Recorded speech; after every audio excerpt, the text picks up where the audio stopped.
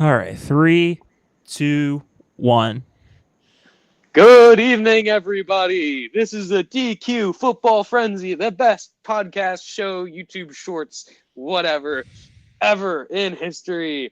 I'm your host, Quinn Schmiedel, and with me, my co-host, Dylan Shields. We just had Super Wildcard Weekend, and man, there was a lot of points scored, and of course, Yeah. it's a good weekend because the Eagles moved on. Dylan, aren't you so excited? Isn't it great to be back in the playoffs?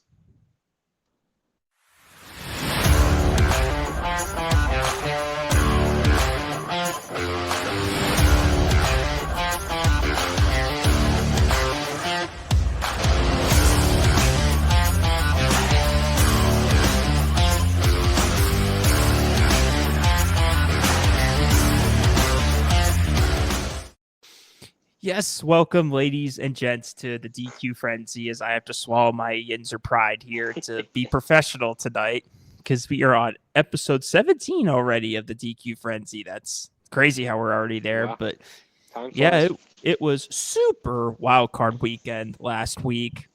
Lots of blowouts, some close games, maybe one or two, but that's usually what you're going to get from wild card weekend. I personally think the divisional round this weekend is the best weekend of the NFL playoffs because it's like now you pretty much have like mostly good teams, maybe besides the Texans, but you you pretty much have the best of the best, but you get a decent amount of games. So it's not like the championship games, you only get 2 games on Sundays. Like you still get spread out games, but they're more evenly matched. But still, like we said in the intro, Quinn had a very good weekend.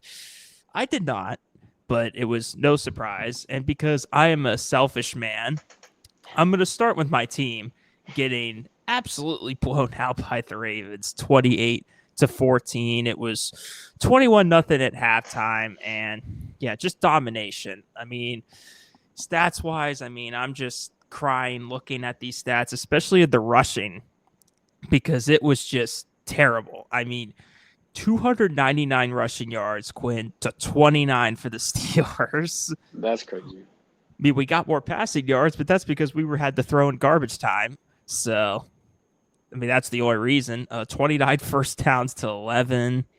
They held the ball for almost 40 minutes, and we only held it for 20 minutes, which has been the issue all season is time of possession for this team.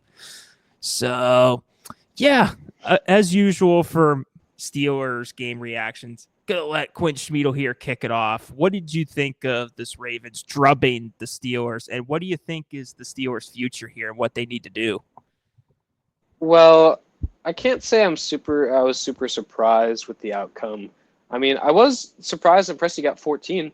And it was like in not too long a period of time either. I think it was like the third quarter, maybe. Um, but yeah, it's not entirely surprising in terms of the season for the Steelers.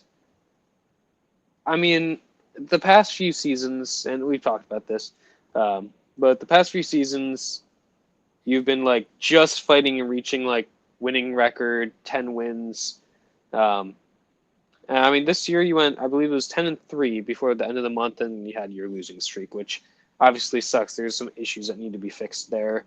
But I mean, and it's obviously a sour note to the end of the season. It's not good. But I think there is a lot to be um, positive about because I mean, you did get to 10 wins well before the end of the season, which is impressive. You guys haven't done that since your undefeated 10-0 to 10-1 season, which I mean also didn't end great. But I understand the disappointment and that comes with the season, but I think you got a lot more than I thought you would. I didn't think you'd have 10 wins this season. Um, for me, it was a lot, or mostly based on the fact that your offensive weapons are Najee Harris, Jalen Warren, and Pickens, who apparently just showed up an hour and a half before your game. Um, I mean, I think Russell Wilson was a really good move for you this year. Um, I don't know what you do. I think I would at least keep him a little longer. I mean, until you either like make a trade for a different quarterback or maybe trade up in the draft one year. But honestly, I don't think Tomlin's as much of the problem. I mean, it wouldn't hurt to get a new face in, but then you risk just being terrible for who knows how long. But I think the bigger issue is not doing the offseason moves. We always, hear about, oh, the Steelers are going to get Brandon Ayuk or all these other players, but you never do. Your GM or management never actually makes the moves. So I think the bigger issue here is your GM and not doing anything draft. Not like, you know what, this year, maybe like you have the 16th pick for whatever reason. We're going to just go up, trade up, hire, take a quarterback. Or, I don't know, take a different player, trade for a quarterback. I mean, you did get a quarterback this year, but it felt kind of like a lucky, like, oh, well, Russell Wilson's like free basically. You can just grab him. But I feel like the bigger issue with the Steelers is not making those moves, which, I mean, you don't seem to do anyway. I mean, you don't fire coaches like ever. I don't know. It feels like a bit of stagnation with the Steelers and some old-fashioned values that aren't good old-fashioned values. And you really, like, being consistently in the playoffs and having a winning record is really great. I mean, not what you guys want because you've had really great quarterbacks, your past two quarterbacks with Big Ben and before that Terry. I can't think of his last name. The guy does Fox Super 6.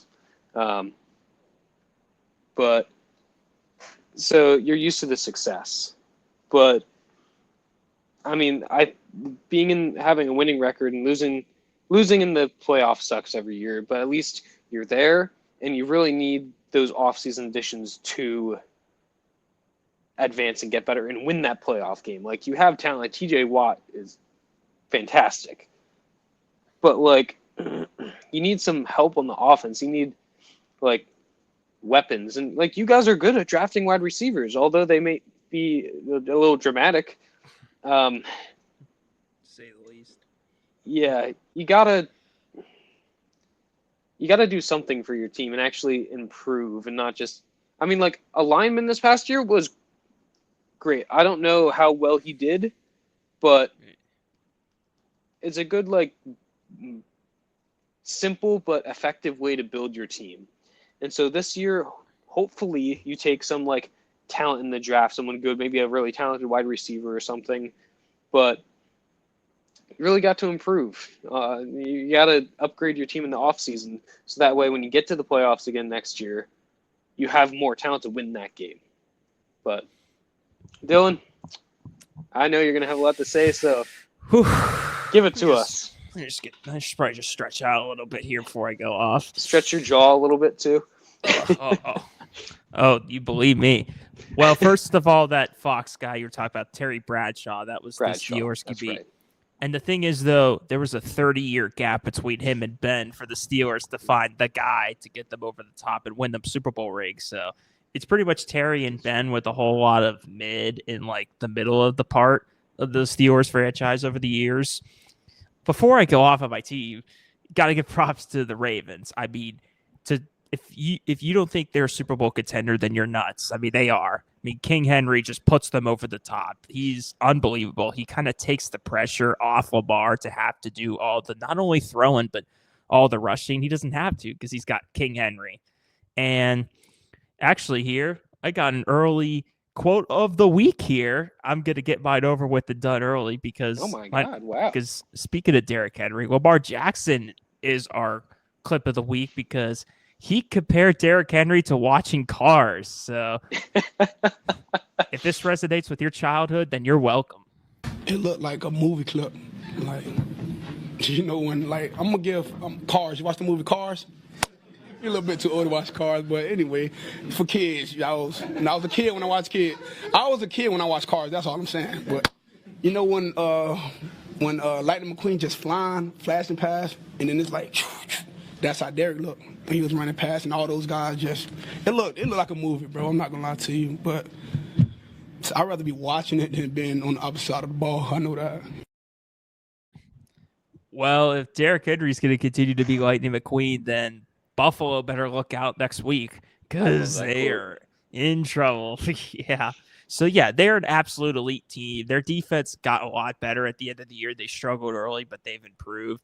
Like, they're legit. Like, them, Buffalo, and KC seem to be, like, the top 3 of the AFC. And then there's Houston. But, yeah. They're there, I guess. Yeah, they'll be competing, no doubt. Trying. At least trying. But in terms of my team, I can't say I'm surprised. I mean, this is the same old crap that happens every single year. And I also, Quinn, wanted to show you, ever since 2017, shout out to Reddit here, the Steelers playoff halftime score since 2017. Okay. Oh, gosh. So 2017, when we played against Blake Bortles, you remember his name, and the Jaguars, we were down 21-0 at one point. 28-14 ended up being the halftime score, but still, horrible start. And then the 2020 season, the 11-0 losing never heard of her season. We were down 35-10 at the half and 28-0 at one point against the Browns. The wild card game against the Chiefs, Big Ben's last game of his career, where he was kind of just washed by the end. They were down 21-7 at the half against the Chiefs. Last year's playoff game against the Bills, they were down 21-7 at the half. And this year, they were down 21-0 at half. You see a recurring theme here, Quinn? They are getting outscored horribly at halftime. You can say that again. In the first half. It is bad. Like, starting games rough and then having to play catch-up mode for 4 quarters is just not sustainable. I mean, you mentioned them scoring quickly in the third quarter, which is true. It's true. But they scored a little quickly and kind of got in it. But I mean, it was kind of just too little too late. They had to play catch-up mode and just chuck deep balls to Calvin Austin in triple coverage. Yeah, Russ, throw to a 5'8" receiver in triple coverage on 4th down. It's genius stuff. But it was just rough. I said this on the TikTok shorts right after the game that the team looked checked out. They looked like they knew it was over. It looked like they were planning their Cancun tickets at halftime. Like, they just... Not even just this game, but these past few games, they've looked defeated. Maybe the talent on the field realizing we're not as good as these elite teams and we're just not good enough to get over the top. And me and you had a little bit of text debates over the past few weeks about, is this a good season? Is this like a successful season for the Steelers? And like originally when we were doing good, I agreed with you because we were doing really good, 10-3, even despite losing a few games. But then with this whole collapse, it's tough. I mean, it's kind of like yes and no, because maybe we superseded our expectations at first. We didn't expect Russ to be this good. But then the moment Russ became good, we set expectations again to like, okay, we should be Super Bowl contenders. And when they don't meet those expectations, it's disappointing. I mean, I will say, like, Pittsburgh media frustrates me like a lot. I listen to their local sports radio all the time, and they just love to bash everybody, especially Mike Tomlin, which there's a lot of deserved criticism for his past playoffs. Like, what's frustrated me, like, overall, he's 8-11 in the playoffs in his career. He's 3-9 ever since we last made it to the Super Bowl against the Packers, and he's 0-6 since 2016.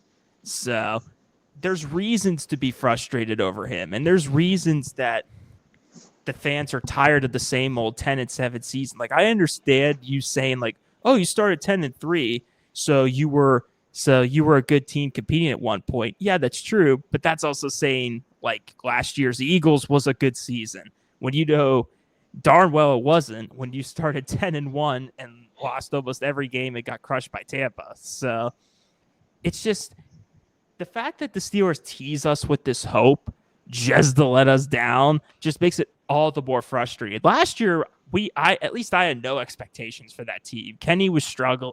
I mean, Kenny struggling was disappointing, but I didn't expect us to make the playoffs, and then Rudolph comes out of nowhere and gets us in. So that made me a little proud of last year's team a little bit to end the year. This year, though, with even like Super Bowl or at least like what a playoff game aspirations to let us down like this, it's a letdown of a season. Like, it is. Like, it's so that's why like yes and no is the best way to answer. Like, was this a successful season? Like, yes at first, but then it just ended on a wet fart. And we'll get into these other games. A lot of good team seasons ended in wet farts, like a lot of them did. I mean, the big Mike Tomlin debate here. I think Quinn. I mean, you weren't really a fan around these days, but I think you kind of sort of remember, like, I say this is a great comparison that so much sports media has compared this to. Tomlin in Pittsburgh right now is like Reed in Philly. Yeah.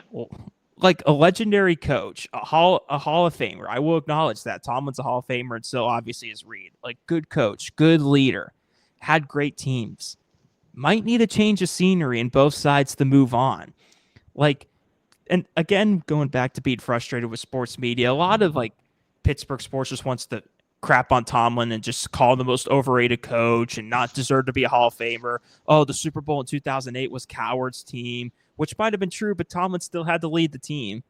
Anyway, like, they say a lot of that stuff and how he struggled in recent years. Like, there's some fair criticism, there's some unfair.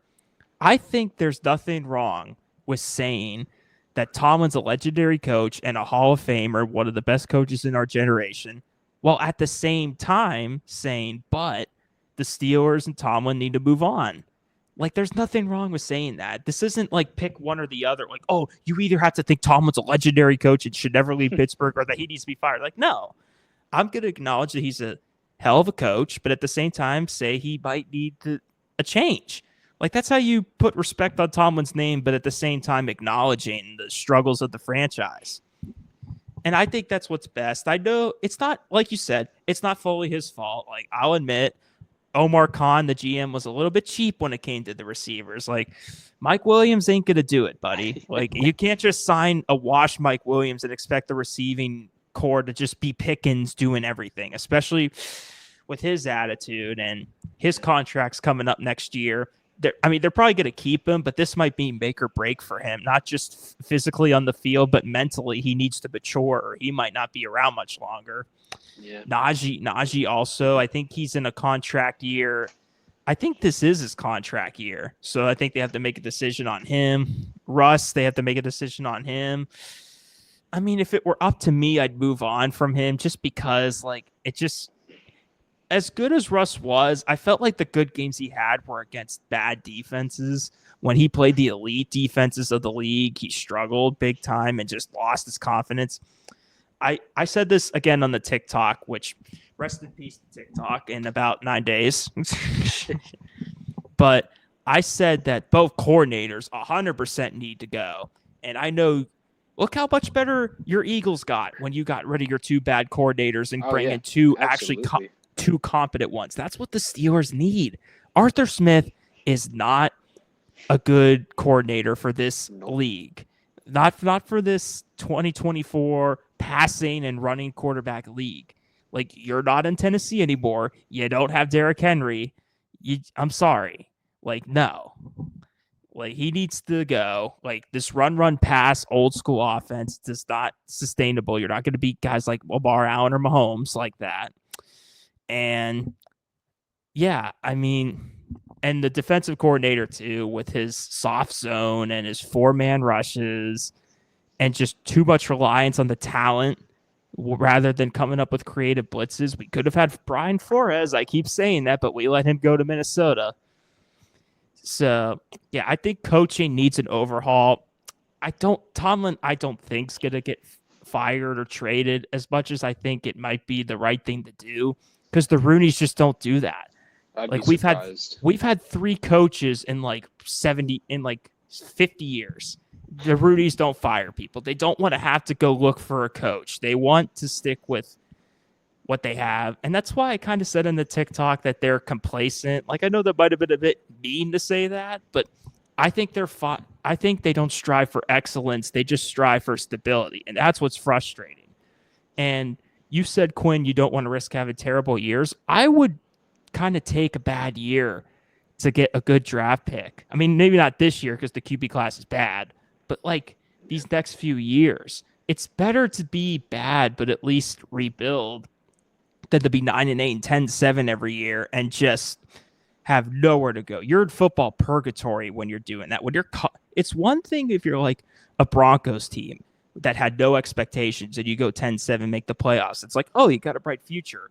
when you're 10-7 the past 2 to 3 years, that is not what you want. You have to be better than that than the following year. So, yeah, it's just frustration from my team. I mean, like I said, it's just the future is in limbo. It's in complete question. I don't know if any who stays. If Russ stays, I'm not sure Fields stays because I think Fields wants a starting job somewhere. But if I were to put money on it, they're gonna trot out the similar team and coaching staff from last year and just hope it works. Which is not what I want. They're trying to put I think Dan Orlovsky said this. They're trying to put band-aids on certain situations, especially the QB situation. That's just not how you succeed. You can't just temporarily put a band-aid on a position you need help in. You need to actually develop and fix these issues. And I think the Steelers could get a little lazy when it comes to that and just think they can just pick someone off of free agency. And considering free agency is kind of in the quarterback room this year because we don't have a good enough pick. And even then, the QB draft class is not good. Yeah. I think they're just going to stick with what they have and just hope that that horrible losing streak we had was a fluke and that next year we could be better. But that's not what I want. I want this team to evolve, but it's probably not going to happen. So we're probably going to go 9-8 next year. Tomlin's going to keep his winning streak alive, and then we're going to get crushed in the play wild card to, let's say, the Chiefs next year. I'll give the Chiefs the opportunity to blow us out in the first round next year. But that's enough of my rant. Frustration over. All right. Well, we're on a little frustration. We go for the Eagles game. Perfect segue, Quinn. Yeah, it was frustrating with the offense not doing anything and only having 10 points for the first half. And I mean, Barkley still did well, and our defense was incredible. But it felt almost like, oh, here, Packers, you can get back in the game. Yeah, sure, go for it. And Jordan Love's like, damn it, no, I will not get back in the game. And one of your touchdowns was an opening kickoff fumble that Green Bay clearly recovered that the ref said was your ball. Yeah, that was a weird one because then it's it was down and then it was out and then all of a sudden the Eagles had it. And then, I don't know. I won't complain though. Jahan Dotson got the touchdown, old Commanders wide receiver. But yeah, I mean, so it was 22-10. If this would have been the regular season, it very likely would have been 29 because Barkley had a run at the end and he slid down to save them the embarrassment. Devontae Smith was pissed. He's like, "What are you?" I saw him on the sideline. What are you doing, Saquon? Yeah, Saquon's just trying to be a good guy here. He doesn't need the rushing title now. He can't get it. But yeah, it wasn't. It was a bit disappointing. I think next week will be a lot better. I know all the sports media now is talking about, oh, the Eagles, they can't throw the ball. Oh, they're going to lose to the Rams. It's just the Rams defense, we'll talk about this a little bit later. But they did sack Sam Darnold 9 times. But the Eagles have the best O-line, or one of the best O-lines in football. We have the best defense. The Rams defense is good. But people are picking the Rams, and I think it's a little silly to do that so early and be so confident because, the Eagles are a running first team. That's what we are this season, and we're always a running team. Sometimes we get away from that, and bad things happen when we do, hence last season. Anyway, but we've shown we can throw the ball. I don't know what game it was, but they're can the Eagles pass the ball? And then we just beat somebody just by pretty much just passing it. And Barkley got some yards, of course, but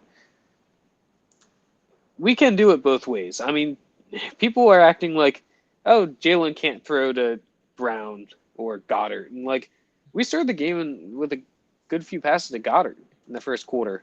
And I don't know.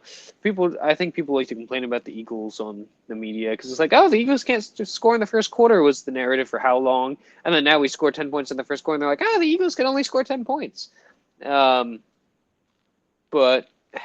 yeah. So, I mean, I wasn't thrilled. It wasn't a yes, woohoo feeling after the game. It was happy because we won And I mean, it's terrible the injuries Green Bay got. It wasn't even like dirty hits by the Eagles. Yeah. Like they showed the hits and it was just clean, normal hits. It's just they dropped like flies. Like literally, the wide receiver core was eliminated like one by one, and that's rough. I mean, at least the whole offseason's there. Jacoby Dean got a nasty injury. He might miss I think he's a done for good the year. portion. Yeah, he might miss a good portion, if not all of next year, from what I heard, which is rough. He was playing really well. But now Jeremiah Trotter Jr., the son of the Axeman, is going to be starting there. But I don't feel like it was a great win, but, it's a win. We're playing the Rams. I'm happy about that matchup. I was really happy when the Commanders won because we wouldn't have to play the Bucks and just been a pain in our ass. So, yeah, and I was happy to play either the Rams or the Vikings. Not that they're bad, and the Rams are definitely good, respectable, but we beat them pretty soundly before. I think we can beat them again, hopefully by a bigger or the same margin, but if I had to guess, probably a little slimmer. But Dylan, did you have any thoughts about the Birds' victory? Well, in terms of the game, I mean, I know you've had your criticisms on Jordan Love in terms of the interceptions he's thrown in. Mm-hmm. He did a lot of those, but I'm going to give him a little bit of a pass on this because when literally your whole receiving core gets injured in a couple plays, and don't forget Watson's done for the year too, which he's probably done in Green Bay. I mean, what are you supposed to do? I think a lot of his line got hurt too. Yeah. So he was getting pressured. He was getting pressured all day. So, and Green Bay's defense held up.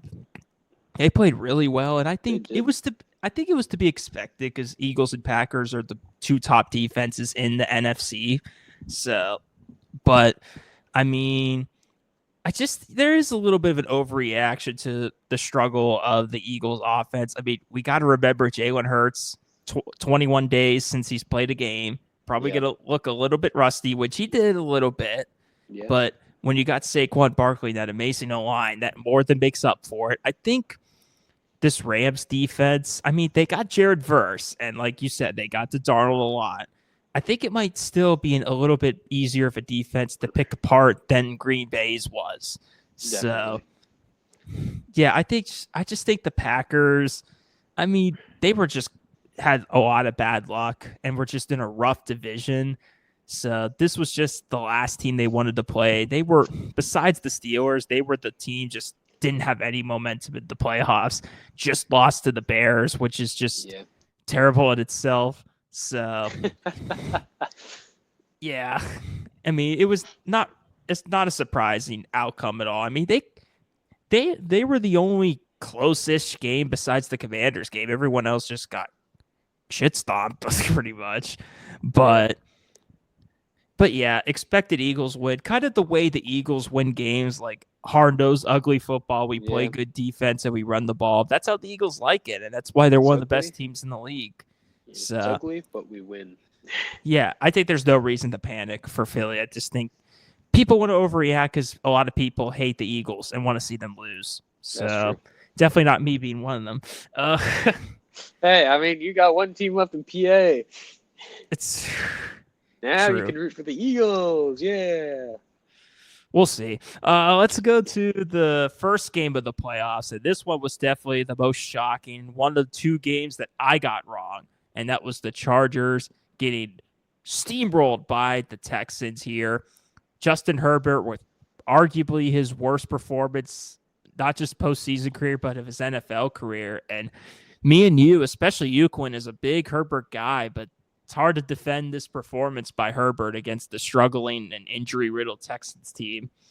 And the Texans offense did great, obviously. Mixon had 100 yards and a touchdown. Nico Collins, pretty much the only receiver they have left. Had 122 yards and a touchdown. But it was about their defense and special teams too, with the weirdest 2-point block kick I've ever seen, where Dicker the kicker, as great of a kicker as he is, made a stupid move and batted the ball right to the Texans player.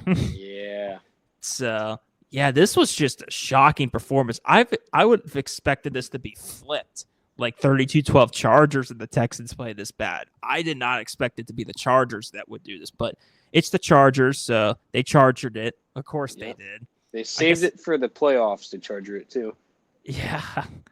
It's just hard for me to expect this type of performance out of a Jim Harbaugh team. Like, he's usually well organized, well prepared coach. So, yeah, I mean, it's tough to defend Herbert here. I think it kind of, I hate to say slides him out, but it might slide him out of the top 5 conversation. He might still be in the top 10 in QBs, but after this performance, I mean, he just can't get it done in the clutch in terms of right now. And this is in the wild card game against the bad team. This isn't even like it's the AFC Championship he's struggling, where at least it's a little more justified.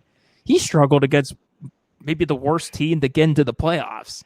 So, yeah. I mean, I will say, like, we keep saying this argument of was this a good season besides it being a wet fart finish? It was still a great season for the Chargers because no one expected them to make the playoffs and be this good after the disaster they had last year. But just it's a little uninspiring to see this performance from Herbert. I think this team could bounce back next year, but struggle to see. But good for Houston. I mean, they caught me off guard with that playoff win. They really did. It's going to be a struggle to go into KC. Like, I don't really have high expectations for Houston at all at KC, but good for them to at least get a nice playoff win and prove the doubters wrong.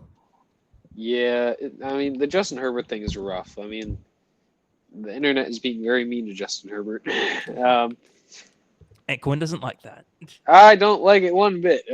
But, yeah, there's a point in, like, sometimes, like, he broke some records with passing and everything, but sometimes you got to win the big clutch games and, like, have clutch moments. And, like, this wasn't even that big of a game. Like you were saying, it's not like AFC Championship. But it's just the wild card. But you got to win these games sometimes. And, like, it's disappointing that, I mean, the Texans played really well. I mean, CJ Stroud didn't even play that well. I think he had 1 touchdown, 1 pick, and 1 sack. Yeah. But the Texans team just rallied. And, like, the Herbert just giving them interceptions was just, that's what really killed the Chargers there. And it was surprising to see 32-12. Like you said, he expected that with the Chargers maybe, but, like, not with the Texans. But yeah, definitely disappointing for the Chargers to end like that, especially when people are picking them to win. But I mean, this is a great learning opportunity. Maybe Herbert, I don't know. It'll be interesting to see what happens. I forget, did Herbert get his contract? I thought he did, or he's going to. I mean, we could look that up on Google because we're so professional. But yeah, I he think signed a 5-year, that's what I thought. $262 million. Yeah. Yeah. So he got his contract in at the right time before he choked in the playoff game. Exactly. But yeah, it's interesting. It almost right now seems like he's almost like a Drew Brees in the sense of, like, great stats but not winning the Super Bowl. I would say the former Charger quarterback Phillip Rivers would be a good comparison. That's true. A great arm, great talent, can't get it done in the postseason. We don't want that for poor Herbert to get Phillip Rivers. Yeah, and have no rings. And then 9 kids. I knew you were going to bring that up. I mean, I guess there's worse things. I'm sure there are. But anyway, he can start a whole franchise with his kids. That's true. Whole coaching tree. All right, let's move on to the next game where we talked about the Steelers-Ravens. We don't have to talk about that anymore. Broncos-Bills. Mm-hmm. Another fun blowout. Broncos, touchdown on the opening drive. Bills, 3 points. I'm like, okay, this game could be interesting, but I'm still expecting the Bills to win. And then it feels like the Broncos offense, just everyone but Bo Nix was like, I got a touchdown. That's pretty cool. I think I'm good with that. It was interesting. I mean, this is kind of what we expected from the Bills. James Cook did pretty well, 120 yards and a touchdown. Josh Allen throwing to kind of what we expected. I mean, some people were like, the Broncos are going to win here. And then the more reasonable people, like, hey, the rest of us were like, well, let's calm down a little bit on that. But, yeah. Dylan, what do you think? Was this your favorite game of the week? So exciting? No. And well, this is another game where time of possession kills because the Bills held it for around 41 minutes and Denver held it for 18. You are not beating Josh Allen when you only have the ball for 18 minutes. Time of possession matters. Only 2 of 9 on third down. They went for it a ton because they were down a lot. They were only 1 of 3. And yeah, it was just a struggle. I mean, I kind of was a little bit bold thinking Denver was going to take it to the wire because I maybe should have expected it to be like this because the Bills are just better talent-wise.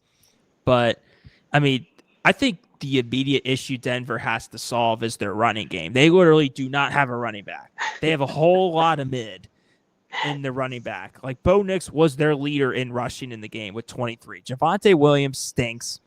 McLaughlin's average. Like, they don't have anybody. So maybe that guy out of Boise State, the Heisman runner-up, would be a guy. I don't know if Denver would have to trade up to get him, but if they could try to find to land him, he'd be a great addition to that team. But it was to be expected. And again, like if the Charger season was a great season, this was a really good season despite the loss. Like, Denver fans, out of any like team that got crushed in the playoffs, they probably feel the best because no one expected, after having to still pay Russ and the disaster of him and Sean Payton not getting along, to be this good with a rookie. So I think the future's bright. I think there was an interesting fact, too, that Bo Nix touchdown, it was the first rookie-to-rookie TD in NFL playoff history, which was insane to think about. But, yeah, that kind of gave you false optimism that, hey, Denver can hang in, but Buffalo's just too talented. I think that 4th-and-1 touchdown to their second running back, I forgot what his name was. Bills Ty Johnson. Johnson. Yeah.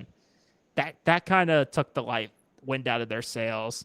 That kind of sucked the life out of them because they were in it up to that point, but that touchdown kind of sealed it. I mean, Curtis Samuel, too, of all people, has a touchdown in 2025. I mean, that's how good Josh Allen is. He could work with a whole lot of like mid receivers. They don't really have anyone who stands out, but they're just that good anyway. So yeah, expected outcome, good for the Bills, but this divisional round's their curse, so they need to find a way to get past it. But we'll get to that prediction in just a bit. But we got to get to clearly the best game of Wild Card Weekend, and it wasn't even close. And it was the Commanders doinking their way into the divisional round, beating the Buccaneers and relieving Quinn of not having to deal with the Tampa nightmare that the Eagles usually have to deal with. Yeah, this game was wild. It wasn't the shootout that I expected to be in terms of scoring, but it was still entertaining and fun to watch. Like, there was a lot of wild moments, like a lot of turnovers. That fumble from Baker out of nowhere was one of the key plays in the game that got the Commanders back in it. Classic Baker. I mean, Daniels, too, we talked about guys like Herbert choking in the spotlight. Daniels thrived in it, 268 yards, 2 touchdowns, 36 rushing yards. Like, the running games did nothing. It was all Jaden Daniels in that passing game. My man Scary Terry had 89 and a touchdown. Diami Brown had a touchdown. But for the Bucs, they played just as good. Like, Baker, only 185 yards. He only threw 18 times, too, which is interesting. But 2 touchdowns. Bucky Irving had 77 yards, a decent day. Future Hall of Famer Mike Evans, with my man, with the touchdown. But I mean, it was just a game where unfortunately someone had to lose, and the Commanders had the ball last. That third down play where maybe looked like they jumped off sides, I couldn't tell, but where they completely blew up the play right before Tampa tied it, that made the difference because they gave Daniels too much time and they were able to drive down the field and win the game. They came up with some clutch third down and 4th down conversions. Dan Quinn, I guess if you're an NFL head coach and your name is Dan, no, punting is not happening. Like, you are going for it on 4th down. Quinn, could you imagine Commanders Lions this week? We might not have one punt. 4th and 25 from your own 30. Fake the punt. Yeah, go for it. Go for it. I mean, it's crazy. And honestly, they would have probably won by a lot more if they would have just kicked a couple field goals instead of going for it all the time. But That's true. they did end up winning. Like I said, they got the ball last, and that's what led to it. But good for the Commanders. I don't know how they're going to do once they start playing the elite of the NFC, but this is still a very good season for them. And Daniel's clearly offensive rookie of the year. So, yeah, thank you, NFL, and thank you, Commanders and Bucks, for giving us the only entertaining game of Wild Card Weekend. Yeah, this was hands down the best game, mostly because it was most competitive and close, or just most competitive, period. I mean, the Bucks tied it up with a touchdown to Mike Evans right before halftime. And, yeah, it was just a really close, good game. Two really evenly matched teams, I feel like. But ultimately, the best quarterback or the better quarterback's team won. I mean, we know Baker, he's good, but then he has some issues. I mean, he fumbled there. That was a big part of the game. But it's tough because, I mean, the Bucs are a talented team and their defense is really good. They can be a real problem, as the Eagles have learned.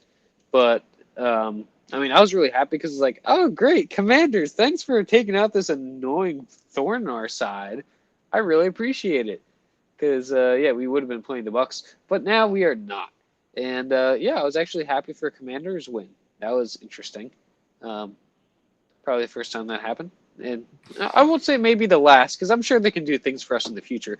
But, yeah, definitely the best game, entertaining. Jaden Daniels is really talented. He's a good player, and he seems like a pretty good guy. So, obviously, I don't want the Commanders to be successful, but at least kudos for them for getting the right guy. Give them this. They've had to suffer through Dan Snyder, man.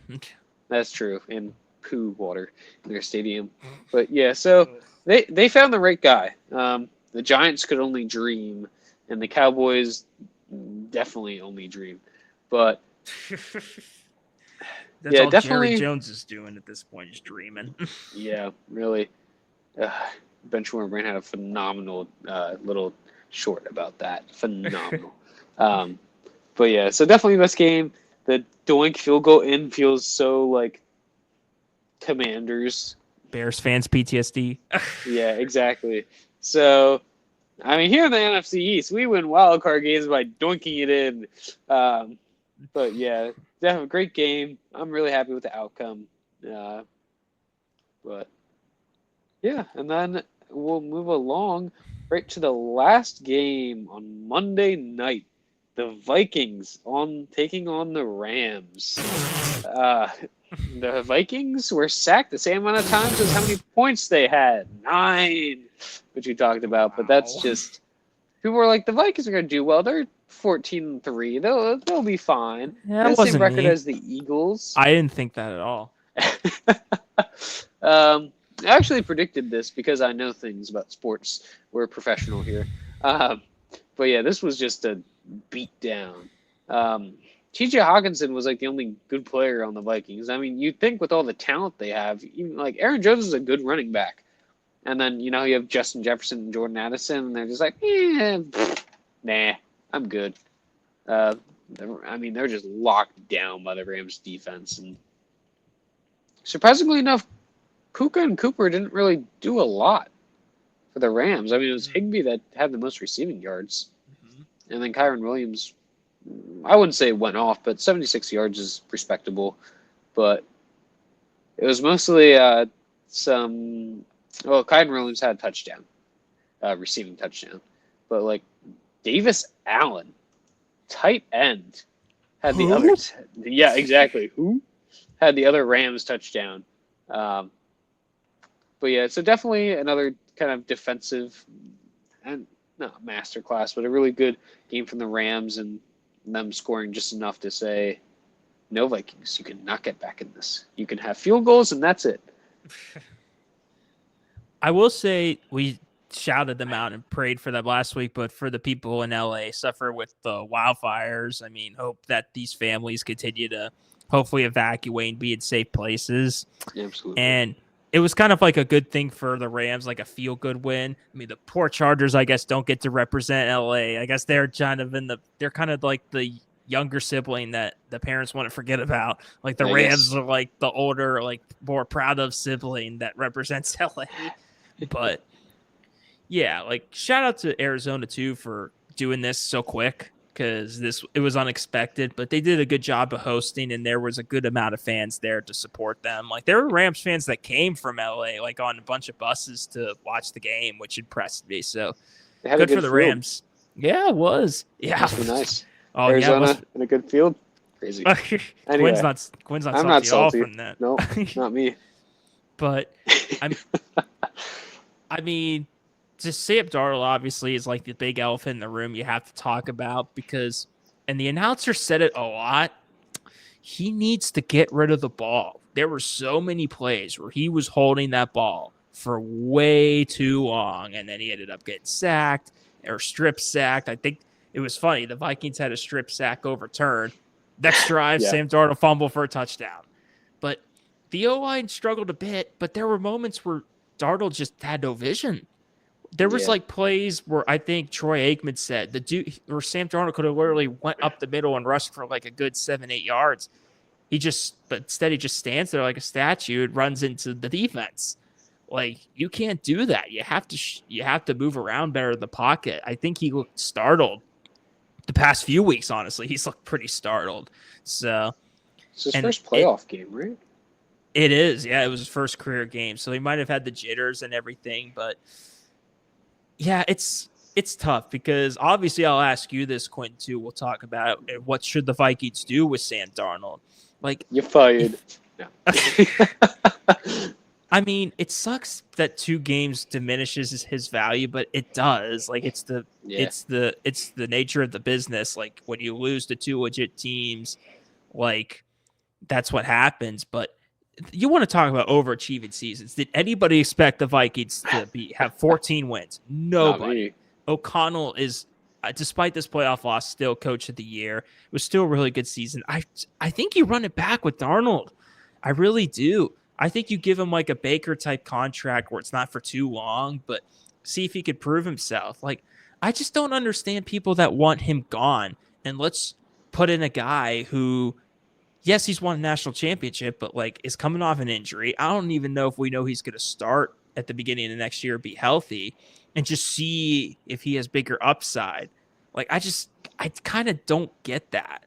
Like, I don't know if it's one of those where you have to trade one and keep one, or if you could try to still keep both and let McCarthy sit a little bit more. I mean, look how much Jordan Love benefited from sitting for a few years.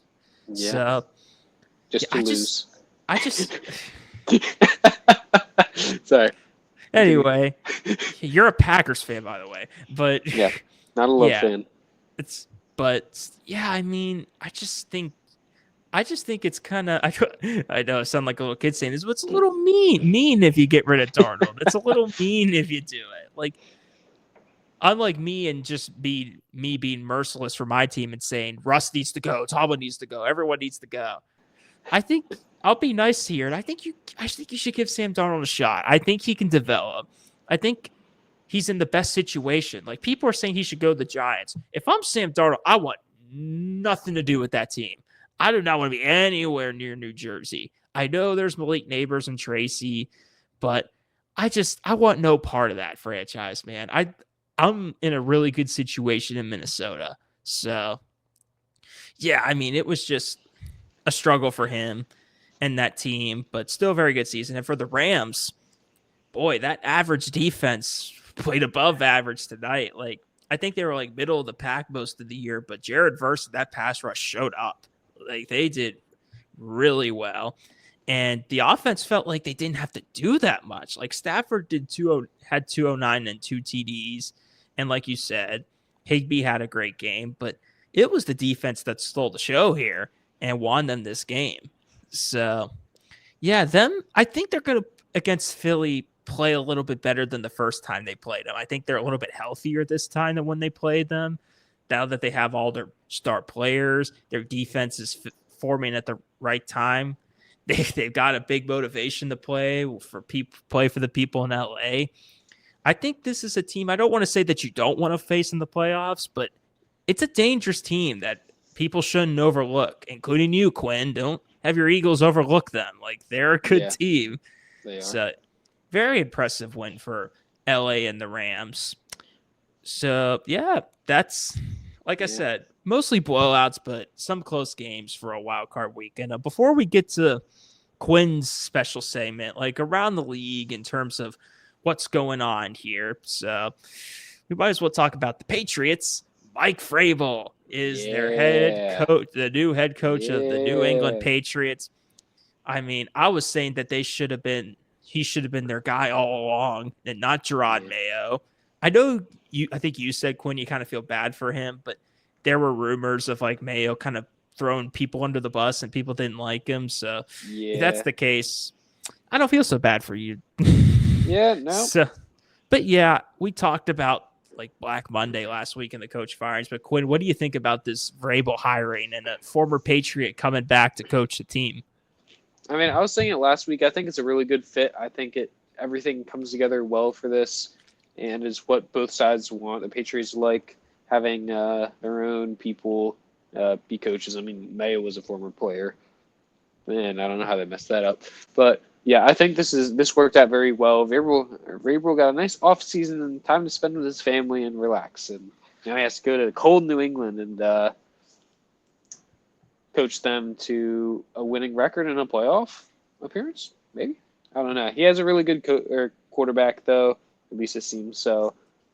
But they just have to get the rest of the team, literally the whole other parts of the team, every other part. Maybe not tight ends, but yeah, I think it's a really good hookup. And as I'm staring at the Vikings-Rams score, reminds me the Vikings with Sam Darnold. You know, you could always get Sam Darnold from the Steelers.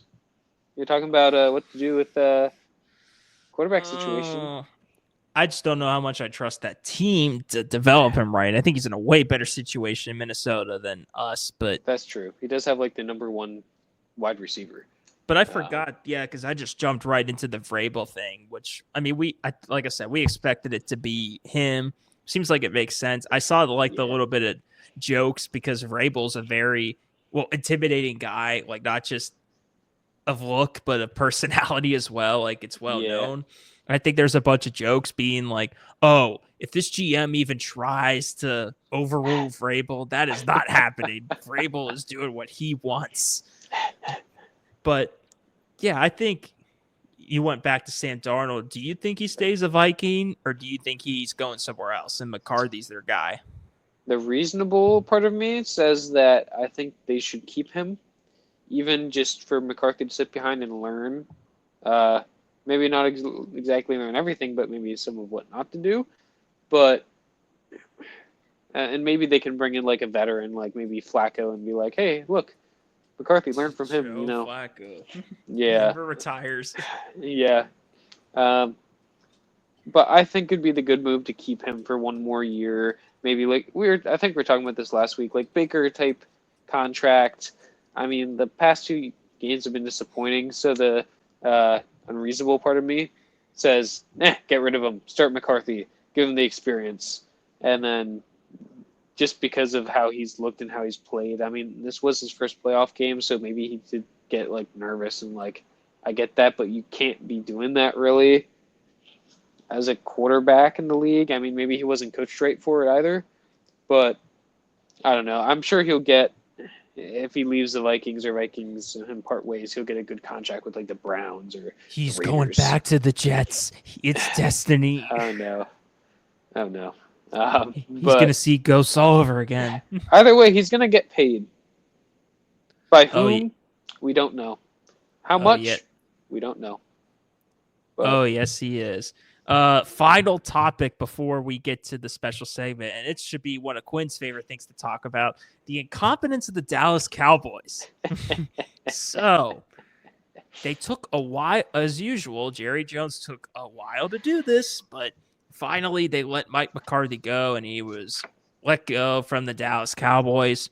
But they did it so late, so now they cannot they can't interview guys like Ben Johnson and other coaches that were on bye weeks because you have a little bit of a portal to interview people. And usually that's why coaches get fired on Black Monday, because then during the bye week, all these great coordinators like Ben Johnson, their defensive coordinator, even Steve Spagnuolo, I've heard rumors of him getting maybe head coaching job.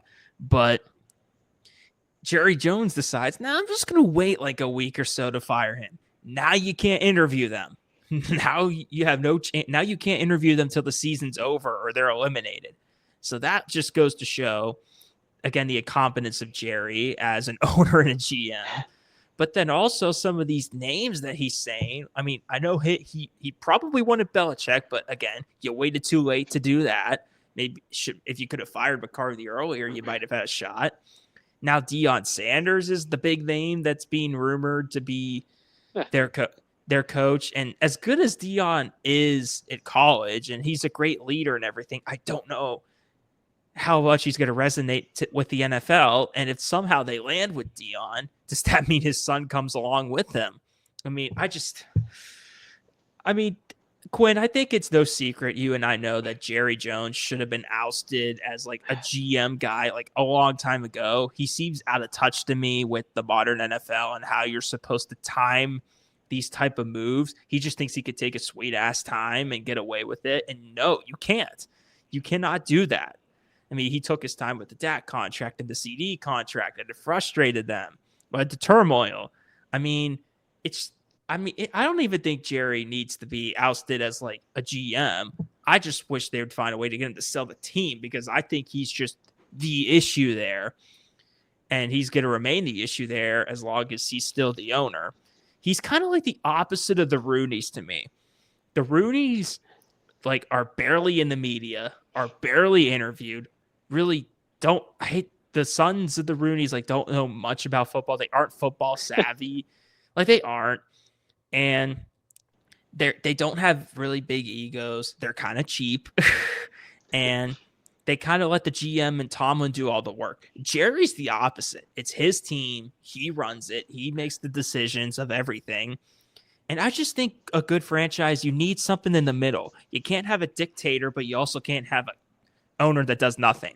So exactly. So Quinn, what do you think about, I'm as an Eagles fan, I know you're loving it, but the incompetence of Jerry Jones and the Cowboys? Jerry Jones is a genius. He does exactly what he needs to do. He makes the perfect choices for his team, and I fully support Jerry Jones, owner of Cowboys forever and ever and ever. We're going to go find him in the Fountain of Youth. But, yeah, it's actually, I'll do a quote, Scooter Magruder, a Cowboys fan, in his YouTube shout out meeting. He, I believe in the meeting, he was Eagles fan and Cowboys fan, and the other two teams fans. But the Eagles fan said, "We're gonna win the Super Bowl. You're gonna get Kellen Moore, and you're gonna like it." The Cowboys fans like, "No, damn it, I don't want that." But honestly, it'd be kind of funny to see, and not entirely far-fetched.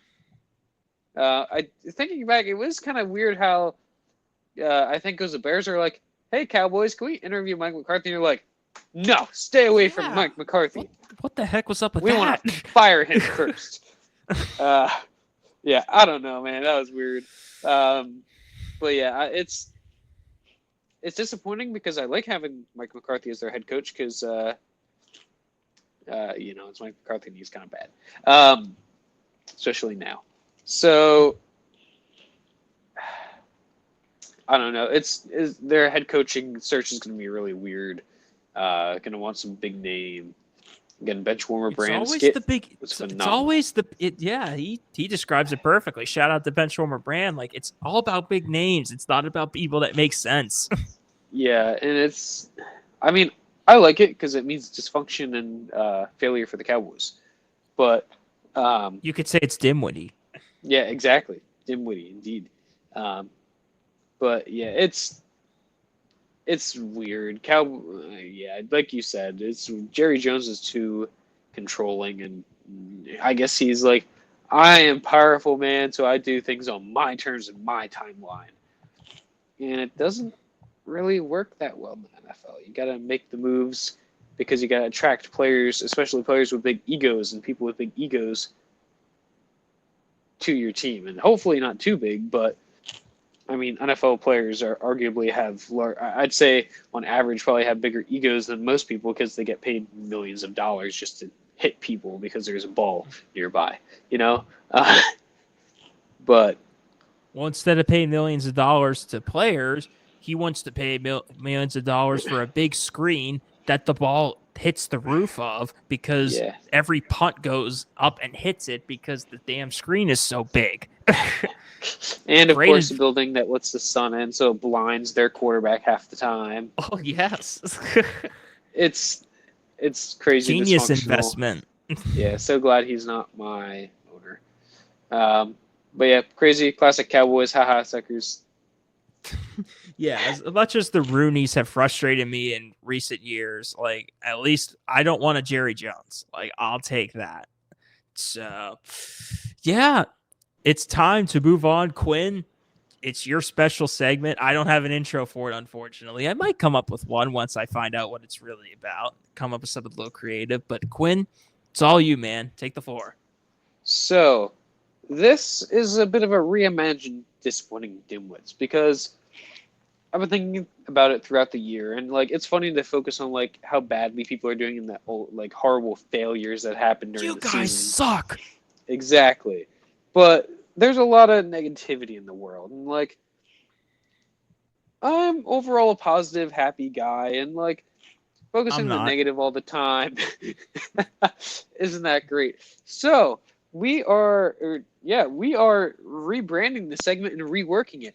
We took it, the old segment, Disappointing Dimwits. We broke it apart, tossed it in a pot, stirred it up, put some magical juice in there, dumped it out, and now we have the new segment, Wow and Ow. Wow. Exactly. You can't help but say I wow. can't say wow the same again. So what we're doing here is we're going to focus on right now. We're going to do 3 different impressive moments and players and team performances from the week, hence the wow. And then we're also going to focus on some not so great performances, the ow. So we get a little bit of both worlds, as not just all negative, but I we am get to already laugh. coming up with ideas for the intro. Perfect. But we're going to start with the wow. And we're going to have 2 defenses on here. Starting is the Texans defense. Just the Texans win wasn't exactly any one person, but those 4 picks really set the Texans up for their offensive success. Like if they hadn't had those interceptions, I don't think it'd be nearly as high a score. I mean, one was a pick 6. So the Texans defense is what's getting the wow here. I was tempted to give it to C.J. Stroud, but like he had a touchdown and an interception. Joe Mixon played well with 106 yards and a touchdown. Nico Collins did well, but that's typical Nico Collins numbers, 122 yards and a touchdown. But Typical. yeah, I'm giving the bigger award to the Texans defense here. We'll have to see what they do next week, but that impressed me, and I think it impressed a lot of people. And the Texans won, so that was even more impressive. But next, we have the other defensive performance, the Rams. We talked about it multiple times, and the 9 sacks is ridiculous.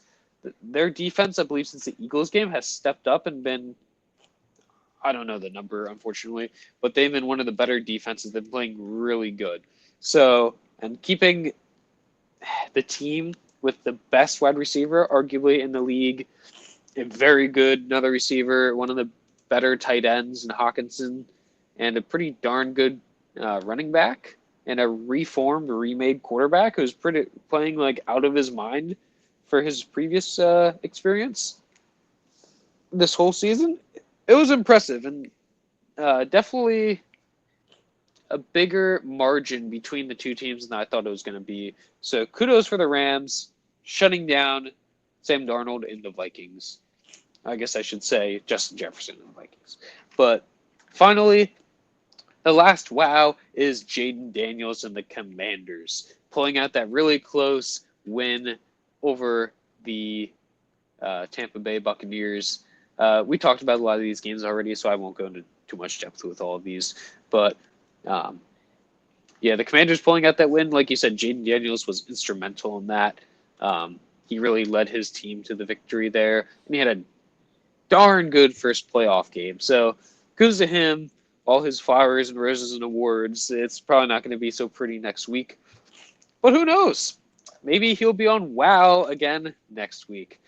Anyway, now we have to move on to the OW.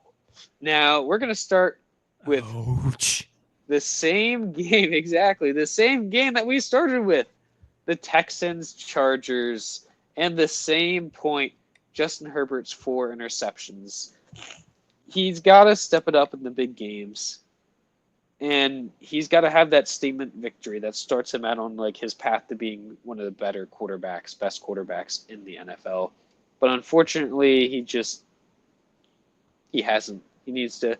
This is also a big ow for his whole career, honestly, because he's been good, but they're like, can he get the career win? And they chargered it, and it's sad because you want to see him succeed. I mean, he seems like a nice guy.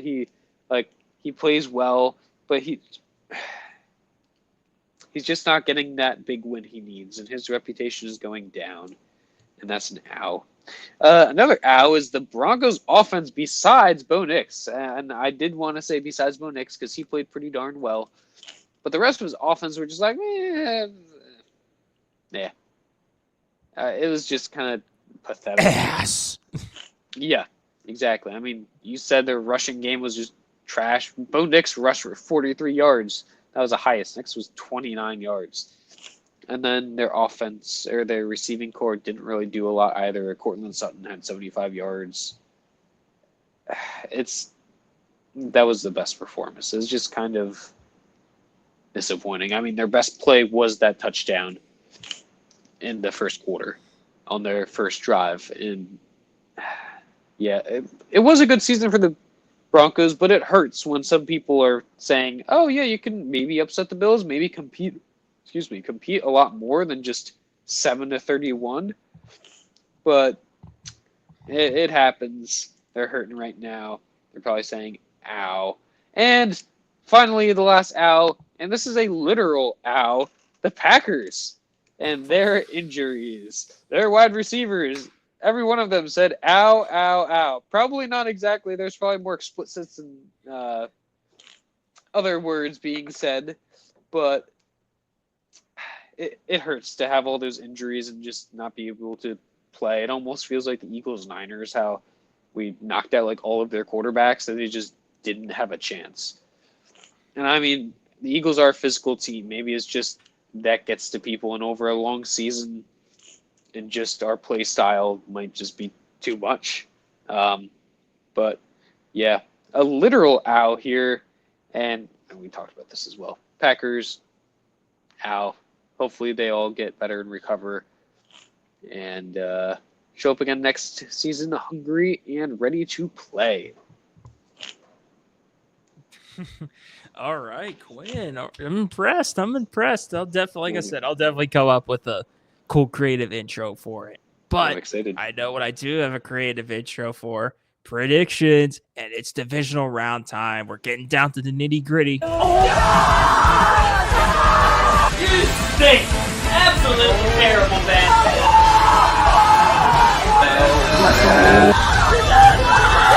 You're so stupid, it hurts.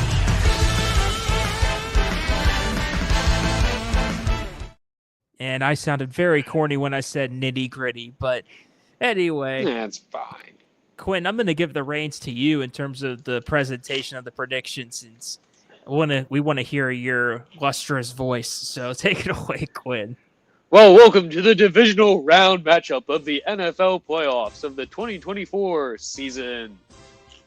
Now, we only have 2 days of games, unfortunately, this weekend. Starting off on Saturday, 4:30, it's the Texans taking on the Kansas City Chiefs, the number 1 team in the NFL by many people's standards. Dylan, who are you taking here? Who will advance? Who will go to the AFC Championship Chiefs. game? Chiefs. It's the Chiefs. It's the Chiefs. It's the playoffs. The Texans, like, yes, they beat the Chargers and look impressive, but it's Patrick Mahomes and it's the playoffs. Like, the Chiefs are done looking like quote-unquote frauds that people want to call them all year. Like, it's the Chiefs. They're winning this game. It might be a blowout. I don't think it's going to be as close as the first time they played because the Texans are still injured. So, yeah, Chiefs. Yeah, the Chiefs are also getting healthier, and their wide receivers are coming back. So I'm also taking the Chiefs here. I think this is honestly the easiest game. It's honestly a gift for our predictions. And I say that, and hopefully it's not ironic, and hopefully the Texans don't win because that'd be not fun for our records. But yeah, it's the Chiefs here. I don't think any more needs to be said about that. Moving on, at 8 o'clock, we have the Commanders at the Lions. One of the bigger games. Mm-hmm. I mean, in terms of expectations, can the Commanders continue their Cinderella story and beat the Lions? Can the NFC Championship game be an NFC East matchup and an NFC Beast matchup of the Eagles and Commanders? That'd be kind of fun, mainly because I think we could beat the Commanders. But this will be a tough game for the Commanders and Jaden Daniels. I mean, the Lions' offense is kind of weak, so the Commanders would have to win a blowout, and we've seen them win by Hail Marys at the end of the games, even against the Eagles. In that game, Hurts got hurt in. But tell the Bears about Hail Marys and the Commanders. Yeah, really. So I think the Commanders could upset, but I feel like it's a lower chance, like more of like a 13% chance kind of thing. And so I'm taking the Lions here. Yeah, I'm going to take the Lions too, but I think it'll be close. I think this has potential to be like a shootout, maybe more than like what we expected Tampa and the Commanders to be, because while the Commanders defense, they played decent last week, they still have some flaws in the secondary, and the Lions defense is injured, but again, they looked really good against Minnesota, so got to give them a shot too. But yeah, I think both offenses will shine here. Like we said, the battle of the Dans as coaches. You're not going to see one punt, but I'm going to say the Lions. They just got just a little more talent than the Commanders. Goff's a experienced playoff quarterback. This team's going to be motivated. So yeah, I'm going to go with the Lions. Maybe I'm crazy, but I feel like if this is a really close game, like one score, even 3 points, or just going by touchdowns at the end, I trust the Commanders more and Jaden Daniels more right now with those kind of endings to the games because I feel like they haven't lost any this year. The Lions, well, I don't know. A local media announcers call them like the cardiac commies or cardiac commanders because they most of their previous wins have been close games. Yeah, it's a good name. Hopefully they change their actual name from Commanders for their own sake because they are the commies. But yeah, moving on to Sunday football. Almost said Sunday night, but Sunday at 3 p.m. afternoon. What the football is this timing? We have the Los Angeles Rams playing the Philadelphia Eagles. I feel like we both alluded to what we think is going to happen this game. I'm sure you can guess. I'm taking the Eagles here. I know my team. I trust my team. And I don't care what the media says about me, passing attack, me, Rams, me, defense. But guess what? They're going to lose. Like I said, I don't think by as much as they did before against the Eagles, but it's the Eagles here for me. I mean, I think the Rams have a shot. I think they'll keep it close. I really do. I mean, again, with experience, it's Matt Stafford in a playoff game, and Stafford's had an incredible record in the playoffs in his career. I think he's like 14-4 or something. Like his stats have been really good too. So I think they'll keep it close. I think they're going to scare Philly a bit. I mean, I want to be a little bit bold, but I'm going to go with Philly here to win just because their O-line and running game is very talented, and it's just going to be too much for the Rams to overcome, especially Philly's defense. Like, this isn't the Vikings defense is okay, but now you're facing a whole other ball game at Philly in that weather with their defense. It's going to be rough for them, so I'm going to go with the Eagles. I think it's going to be pretty bad weather too, like stormy and not good passing weather, but good for running the ball. And you know who runs the ball the Philly best? Saquon Barkley.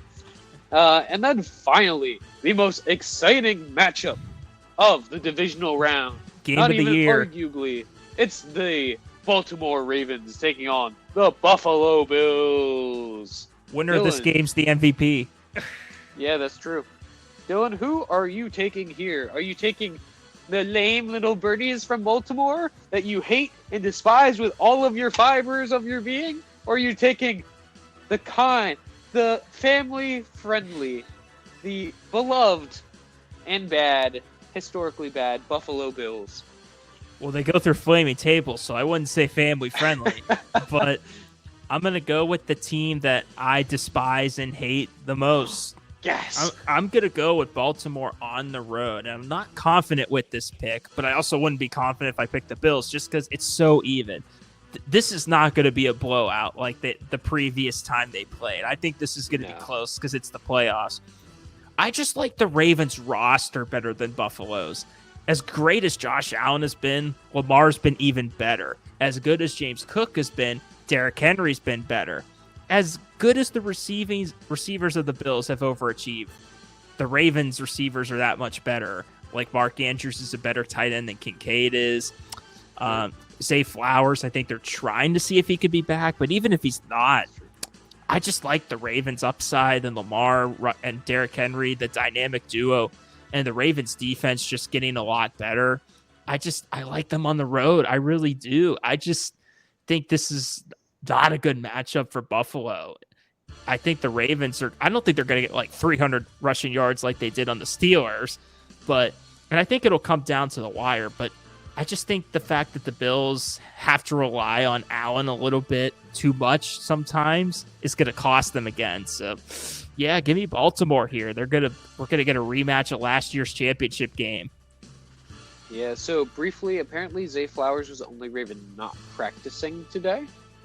Also, a random piece of news. Allegedly, I don't know about the source, but apparently the Ravens have passed the Cowboys as the most winningest franchise in NFL history with .5738% winning percentage. Good. Good. That Jerry Jones deserves that. Yeah. This honestly, you might be better off flipping a coin and deciding who wins this game. I'm going to take the Bills here. I mean, it's in Buffalo. I think that's a good advantage for them. I just like Josh Allen a bit better than Lamar. Lamar has trouble with the playoffs, and the Ravens they struggle a bit in the playoffs, especially against good teams. And so Josh Allen, I think, has been better in the playoffs. I trust him a little bit more. And like you said, this is a hard game to choose, but I'm going to take the Bills at home. But I mean, either way, there's nothing wrong with either pick. It's the most even matchup of the entire playoffs so far. So yeah. But that is going to do it here for the DQ Frenzy here. If I sounded quiet or my voice sounded weirder than usual, it's because I'm still in my house and I got two parents that are kind of like asleep or like a little bit tired. So I'm not looking to scream or anything, but don't worry, I'll be back at college next week, so maybe I'll be more frustrated and angry and screaming when I'm back at Millersville. Meanwhile, Quinn gets to breaking news. Quinn gets the golf in Ireland this summer, and I don't. Yeah, it will be. It's expensive, but damn it, it's worth it to say I golfed in Ireland. You better shoot at least par. I'll try. Trust me, I will try. Hopefully I will. But we'll find out. And we'll also find out who are going to be what's going to be the NFC and AFC championship games next week. So for Quinn Schmiedel, I'm Dylan Shields. Thank you guys so much for another great episode here. We'll be right back here next week to predict conference championship games. So have a good week and stay safe out in the freezing cold, guys. Yeah, we'll see you guys next week.